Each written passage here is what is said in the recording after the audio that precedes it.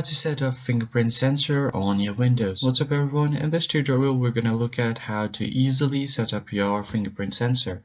But before we do that, make sure to head down below to like the video and subscribe to the channel. Also, don't forget to turn on the bell icon so you don't miss out on any new videos. Alright, let's get started. So the first thing that you want to do is head over to your settings. Just open your settings. Now click on Accounts on the left side of your screen, and here you will find your sign-in options. Just click on it. But before you do that, what you can do is, if it says the option is unavailable, this is saying here because my PC currently does not have a fingerprint sensor available. But if you still have your fingerprint sensor but it says it's unavailable, then just make sure that there are no other accounts on your PC, just your personal Microsoft account. So if you have other school or work accounts signed in on your computer, make sure to log them out.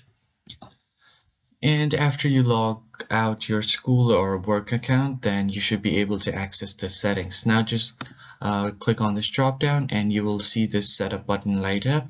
Click right here and just place your finger on the fingerprint sensor for a few times. Just put it there and then remove, then put it there and remove. Do that for a few times until the screen is covered. And then after this, you should be able to easily set up your fingerprint sensor.